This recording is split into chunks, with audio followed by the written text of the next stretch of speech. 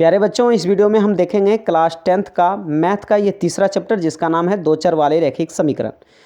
तो वीडियो के अंत तक बने रहिए क्योंकि इस वीडियो में आपको उन सभी प्रश्नों के ऊपर हम लोग डिस्कस करेंगे जो कि आपकी परीक्षा की दृष्टि से बहुत ही इंपॉर्टेंट है। जैसा कि आपको पता है, मैं एक क्रैश कोर्स चला रहा हूं जिसमें पहला चैप्टर और दूसरे चैप्टर को मैं कवर कर चुका हूं। अगर आप उन दोनों वीडियो को देखना चाहते हैं तो इस वीडियो के डिस्क्रिप्शन में उसका लिंक है, आप जाकर के देख सकते हैं। तो चलिए बिना देर किए हुए वीडियो को स्टार्ट करते हैं। प्रश्न आपके सामने है कि हल कीजिए कि 6x + 3y = 6xy तथा 2x + 4y = 5xy। ये समीकरण 2 दिया हुआ है आपके सामने, इसको कैसे आप हल करोगे चलिए देखिए। तो हम हल कर रहे हैं, यहाँ पर है 6x + 3y = 6xy, ये समीकरण 1 हो गया। और ये 2x + 4y = 5xy, ये समीकरण 2। आपको करना क्या है, यहाँ पर देख रहे हैं y किसके साथ गुना हुआ है, 4 के साथ, और यहाँ पे 3 के साथ। तो आपको थोड़ा सा उल्टा पुल्टा गुना कर देना है, ठीक है। ये 4 जो है सो यहाँ ये समीकरण के साथ गुना कर दोगे, और यहाँ पे ये जो 3 है ये देखिए यहाँ पे इससे गुना कर दोगे, ठीक है। उलट पुलट गुना करना है। और उसके बाद आप आगे जब गुना करोगे तो देखिए गुना करने के बाद क्या होगा, इस 4 से आपको 6 में गुना करना है तो 6 चौके 24 हो जाएगा x। फिर ये 4 से 3 में करोगे तो ये हो जाएगा 4 × 12 फिर 4 से करना है 6xy में तो 6 चौके 24xy। फिर उसी प्रकार से इसको भी आप करोगे तो कुछ इस प्रकार होगा, ठीक है। चलिए अब देखना है क्या यहाँ पे कि इसके बाद क्या होगा कि आपको यहाँ पे ये देखिए प्लस में दे रखा है ना, ये छुपा हुआ रहता है प्लस यहाँ पे निशान, तो यहाँ आपको माइनस कर देना। ये प्लस में है तो ये माइनस हो जाएगा, है ना, ये भी माइनस हो जाएगा, ये भी माइनस हो जाएगा। और उसके बाद ये देखिए प्लस। अब जो इसको क्या सोचना है यहाँ पर आपको थोड़ा सा कि अब ये प्लस में नहीं रहा, अब ये माइनस में हो गया, ये अब प्लस में नहीं रहा, ये अब प्लस में नहीं रहा, ये सभी क्या हो गया, माइनस में हो गया। तो अब देखिए ये प्लस माइनस कट गया, है ना। अब ये 24x में से 6x चला जाएगा तो हो जाएगा 18x, है ना। और 24xy में से 15xy चला जाएगा तो हो जाएगा 9xy, ठीक है। और उसके बाद फिर क्या होगा, ये इसके बाद जो है सो 18x और बटे हो जाएगा आपका 9x, तो 9 दूना हो जाएगा 18, 2 आ गया तो y बराबर कितना हो जाएगा 2, है ना। अब क्या करना है समीकरण 1 में, है ना, समीकरण 1 में y का मान रखने पर। अब समीकरण 1 कहाँ है चलिए देखिए उसको बताते हैं। समीकरण 1 हो गया आपका ये, ठीक है, ये जो है आपका समीकरण 1 है। इसमें क्या करना है, जो y का मान आया है इस y के जगह पर आपको बैठाना है, तो बचेगा शेष क्या आपका x, तो x का मान निकल कर आ जाएगा। चलिए तो देखिए वही समीकरण जो हम ऊपर बता रहे थे, यही समीकरण आपके सामने यहाँ लिखा हुआ है। यहाँ जहाँ आपका y है, y का जो मान आया था मेरा यहाँ पर देख लीजिए 2, है ना, तो y के जगह पर हम 2 लिखते चले जाएंगे जहाँ जहाँ y है। अब इसको जब हल करोगे तो ये हो जाएगा 6x, 3 दूना हो जाएगा 6, फिर ये आपका जैसो हो जाएगा 6 दूना 12x, ठीक है। अब यहाँ पे 6 बचा, ये 12x, और इधर जो 6x था ये प्लस में इधर आ गया माइनस में, तो इस तरह से जब घटेगा तो ये हो जाएगा 6x बराबर हो जाएगा 6, तो x बराबर हो गया 6/6, है ना, यानी कि x का मान आ गया कितना 1, ठीक है। तो इस प्रकार से आपका आंसर क्या हुआ, x बराबर 1 और y बराबर 2, ठीक है। अगला प्रश्न आपके सामने है कि दो संख्याओं का अंतर 26 है और एक संख्या दूसरी संख्या की 3 गुनी है, तो संख्या ज्ञात करें, ठीक है। तो सबसे पहले ऐसे प्रश्नों में आपको थोड़ा मानना पड़ेगा, ठीक है। तो मान लेते हैं कि माना कि पहली संख्या 3x तथा दूसरी संख्या x। फिर से समझते हैं कि ये कैसे हुआ, ठीक है। तो देखिए एक संख्या दूसरी संख्या की 3 गुनी है, ठीक है, दूसरी संख्या की 3 गुनी है, जो संख्या है ना वो दूसरी संख्या की 3 गुनी है। तो दूसरी संख्या को x मान लेते हैं तो संख्या क्या हो जाएगी, 3 गुनी है तो 3x हो गया ये, ठीक है। चीज़ें समझ में आ गया होगा। चलिए अब चलते हैं। अब कह रहा है कि वही दोनों संख्या का अंतर कितना दे रखा है यहाँ 26। तो बस कुछ नहीं करना है, सीधा आपको करना क्या है कि बस इन दोनों संख्या का अंतर निकाल देना है, बराबर कर देना है 26, जैसा कि आपको यहाँ पर प्रश्न में दिख रहा था, ठीक है। तो चलिए तो अब क्या होगा, ये इसको धीरे धीरे आप हल करते चले जाओगे।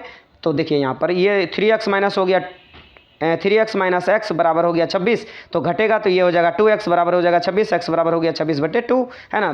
तो 2 से जब इसको हम भाग देंगे तो आएगा 13, x बराबर कितना आ गया 13। तो यहाँ पर देखिए लिखा हुआ क्या था, पहली संख्या 3x, जैसा कि हम आपको यहाँ पर बताए थे, है ना। पहली संख्या कितना है 3x और दूसरी संख्या x, तो वही यहाँ पर लिखा हुआ है। और x का मान मेरा आया है कितना यहाँ पे 13। तो अतः पहली संख्या जो 3x था, अब यहाँ पर 3 और x के जगह पर हम 13 पुट कर दिए, यानी 13 × 3 = 39। और दूसरी संख्या x था तो x का मान आ गया यहाँ पर कितना 13, तो 13 हो गया, है ना। तो इस प्रकार से ये इसका करेक्ट आंसर हो गया, ठीक। अब चलते हैं अगले प्रश्नों पर। ये देखिए प्रश्न आपको अगर एग्जाम में पूछा जाएगा तो ये 5 नंबर का प्रश्न है, ठीक है, 5 अंकीय प्रश्न। चलिए तो देख लीजिए।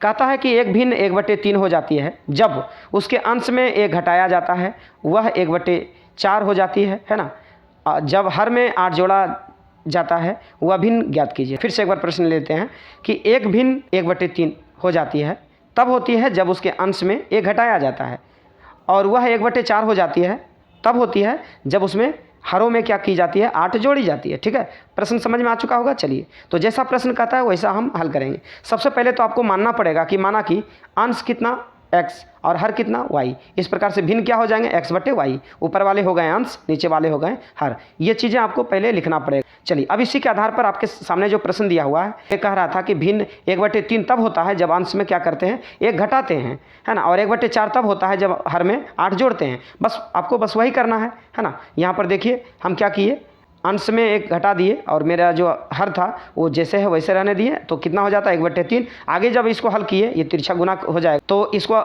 हल करने के बाद आ गया मेरा समीकरण, है ना, 3x - y = 3। ये समीकरण 1 हो गया।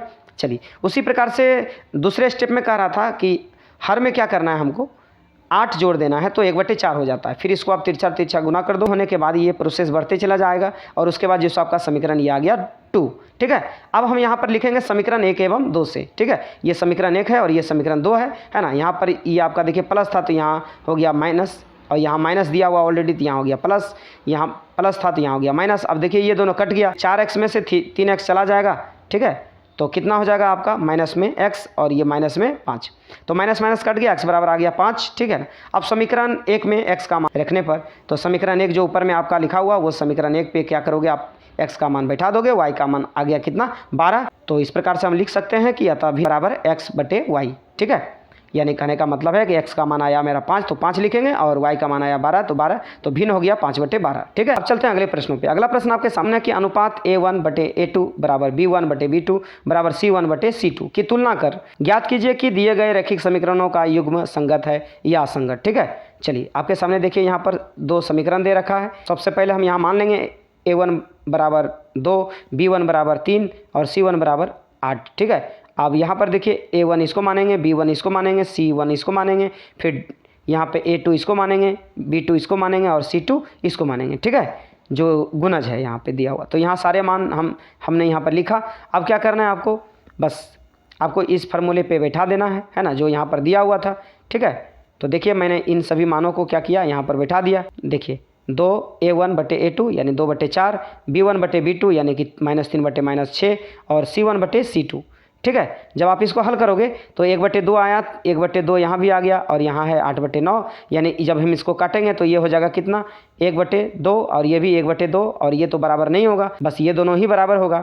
ठीक है, इस प्रकार से हम कह सकते हैं कि अतः दिए गए रैखिक समीकरणों का युग्म असंगत है, क्योंकि a1/a2 बराबर b1/b2 not equal to c1/c2 है। ठीक है, चलिए अगला प्रश्न आपके सामने है कि 2 अंकों वाली संख्या के अंकों को पलटने से जो संख्या प्राप्त होती है वह मूल संख्या का योग 66 अंकों का अंतर 2 है, तो वह संख्या बताएं। ठीक है, तो यहाँ पर देखिए माना कि इकाई अंक x पहले मान लेना है और उसके बाद दहाई अंक y, इसलिए संख्या बराबर हो जाएगा आपका इतना। ठीक है, तो अब क्या करना है, जैसा प्रश्न का था वैसा आपको क्या करना है, समीकरण में यहाँ पे 10y + x है ना, जैसा कि आपके सामने यहाँ पर लिखा हुआ था। 2 अंकों वाली संख्या के अंकों को पलटने से जो संख्या प्राप्त होती है वह मूल संख्या का 66 है ना, योग 66 है और अंकों का अंतर दे रखा कितना 2। ठीक, देखिए तो हम चलते हैं अब इसको हल करने पे। तो देखिए यहाँ पर वही कह रहा था, तो इसको हम उल्टा दिए। उल्टाने के बाद जब हम इकाई दहाई को उल्टाएंगे तो इस प्रकार हो जाएगा, ये पहले 10y होगा, इसके बाद हो जाएगा आपका आगे 10x, इसके बाद योग कर देना है 66। फिर इसको जब आप हल करोगे तो हल करने के बाद आपका समीकरण 1 तैयार हो जाएगा, है ना, x + y = 6। फिर नेक्स्ट कह रहा था कि दोनों संख्या का कितना है अंतर कितना 2, तो ये समीकरण 2 हो गया, ये समीकरण 1 हो गया, है ना। समीकरण 1 व 2 से आपको हल करना है। उसके बाद जो सो यहाँ पर आपका x का मान आ जाएगा 4।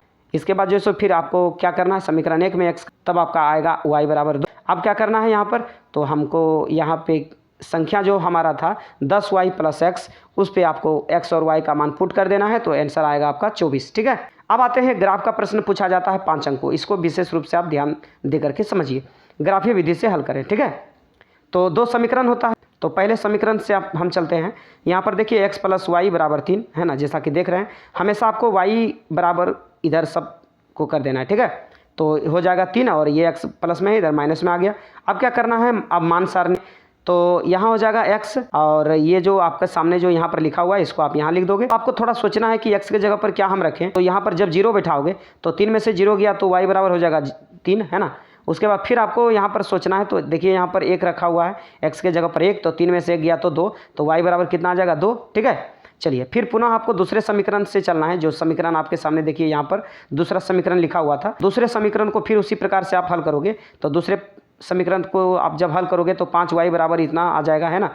तो आपको क्या करना है, ये समीकरण जो मान है यहाँ पर लिख दोगे और यहाँ लिखना है x। अब आपको थोड़ा ये विचार करना है कि x के जगह पर क्या रखें जो कि y का मान हमको अच्छे से आ जाएगा।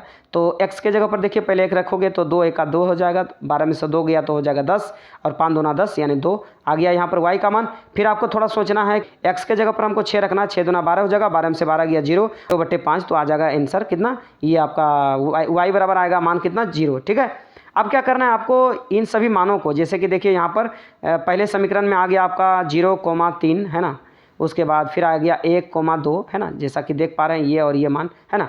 उसके बाद जिसको अगला दूसरा समीकरण में देखिए ये आपका क्या आया था 1,2 है ना, 2, और इसके बाद 6,0। इन निर्देशांक बिंदु को आपको क्या करना है, ग्राफ पेपर पर आपको सजाना है। ठीक है, सबसे पहले आप इस कॉर्नर में आप लिख देंगे 1 1 बराबर 1 बड़ा घर। ठीक है, और उसके बाद एक आप यहाँ पे क्या करोगे, यहाँ पे ग्राफ खींचना है। आप दिए गए उपरोक्त मानों को आपको यहाँ पर पुट करना है, और उसके बाद पहले समीकरण जब बना लोगे तो एक लकीर खींचना है, दूसरे समीकरण बनाने के बाद भी लकीर खींचोगे।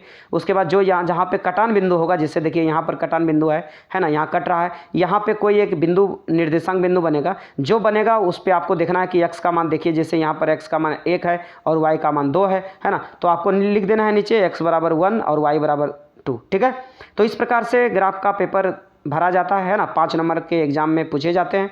तो आपको यहाँ पर ये जैसो पहले प्लस होगा, ये माइनस में होगा, ये प्लस होगा, ये माइनस में होगा। ठीक है, तो प्यारे बच्चों ये वीडियो आपको कैसा लगा आप जरूर कमेंट कर बताएं, और जितना ज़्यादा से ज़्यादा हो सके इस वीडियो को आप शेयर करें, और वीडियो अच्छा लगा हो तो लाइक करना ना भूलें, और चैनल पर पहली बार आए हैं तो चैनल को सब्सक्राइब कर लें और बेल आइकन प्रेस कर दें, जिससे कि हमारे द्वारा अपलोड की गई वीडियो की नोटिफिकेशन आपको टाइम पे मिलता रहे।